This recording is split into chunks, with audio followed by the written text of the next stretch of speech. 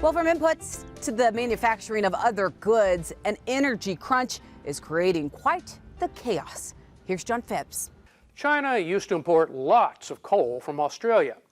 When the Australian government criticized Beijing for obstructing a study about the origins of COVID, the Chinese government abruptly stopped those imports, which has crippled their own power generation in their rapidly recovering economy. So the Chinese began to import from Europe. And so now Australia is exporting to Europe. That illogical situation and multiple other factors illustrate how the world has blundered into an energy crisis. Coal is one factor, but the largest may be natural gas.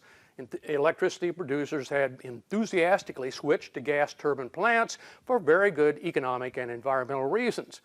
COVID drastically reduced demand, resulting in U.S. NG prices below $2.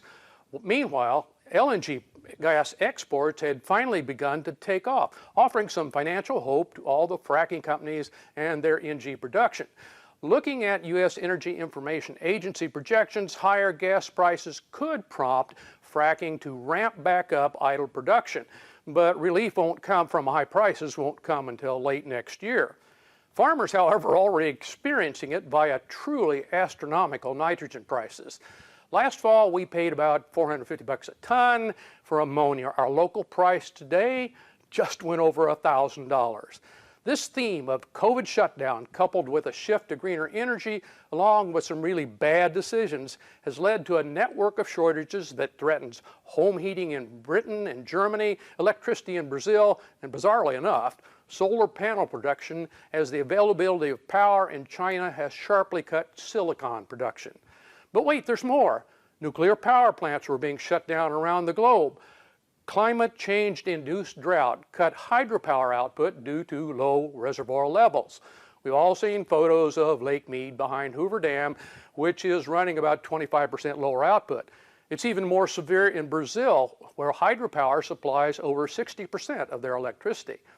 In this turmoil, the U.S. may be in better shape than other countries due to our considerable resources, generation capacity, infrastructure, and above all, wealth. The transition to greener energy sources was kind of limping along before COVID, but its economic whipsaw of demand and prices has created a true global energy crunch. The collective noun for a group of swans is a lamentation.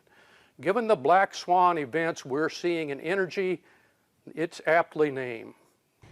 Thanks, John. And we'll continue to follow these black swan events and the entire supply chain issues coming up in the coming weeks as well as months. Well, when we come back, it seems there's no shortage of antique tractors. And one of our favorite Indiana bankers is sharing his tractor with Tractor Tales next. U.S. Farm Report is brought to you by Kubota. Together we do more.